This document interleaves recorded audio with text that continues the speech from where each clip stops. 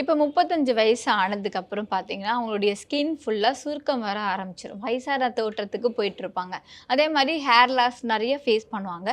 So அவங்களுடைய skin அப்புறம் hair maintain பண்றதுக்கு ஒரு சின்ன டிப்ஸ் குடுங்க. கண்டிப்பா வந்துட்டு ஸ்கின் அண்ட் ஹேர் மெயின்டெயின் பண்ணா ஃபர்ஸ்ட் வந்து தண்ணி வந்து நெறையா குடிக்கணும். இத ஏன் மெயினா சொல்றேன் அப்டின்னா, ஹைட்ரேஷனுக்காக. அதாவது டீஹைட்ரேஷன் ஆகாம வந்து அவங்கள வந்து பார்த்துக்கணும்.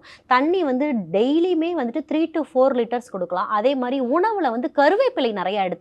கருவேப்பிலை நீங்க மதிய உணவுல கூட கருவேப்பிலை பொடி, ஒரு ஸ்பூன் நெய் கலந்து, உருக்கின நெய் கலந்து எடுத்துக்கலாம். இந்த மாரியான நல்ல ஒரு ஹேருக்கு தேவையான அயர்ன் கன்டென்ட்ட வந்து நம்ம ஃபுட்ல நேச்சுரலாவே குடுக்கலாம்.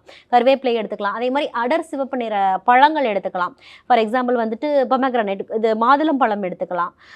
அடுத்து வந்து பேரிச்சம்பழம் எடுத்துக்கலாம். இந்த மாரி அயர்ன் ரிச் ஃபுட்ஸ் வந்து கண்டிப்பா நெறைய எடுக்கும்போது, முடி உதிர்தல் பிளஸ் உடைதல் 2மே குறையும். ஸ்கின்ன பொறுத்தவரைக்கும் வாட்டர் தான் ரொம்ப இம்பார்ட்டன்ட். வாட்டர் இன்டேக் வந்து நெறையா இருக்கணும். அப்பதான் வந்து நமக்கு இந்த ஹாட் ஃபிளாஷஸ்லாம் குறையும். அதே மாரி வந்துட்டு நம்மளோட ஸ்கின் அண்ட் ஹேர் வந்து கரெக்ட்டா இருந்துச்சு அப்டின்னாலே நமக்கு ஒரு கான்ஃபிடன்ஸ் வரும். ஸோ மூட் ஸ்விங்ஸ் வராம வந்து நம்மள பார்த்துக்கலாம். அனைத்து நோய்களுக்குமான குணம், அழகு தரும் மூலிகைகள், ஆரோக்கியம் தரும் மருத்துவர்கள். டாக்டர் ஸ்ரீவர்மாஸ். ஆரோக்கியமும் ஆன்மீகமும்.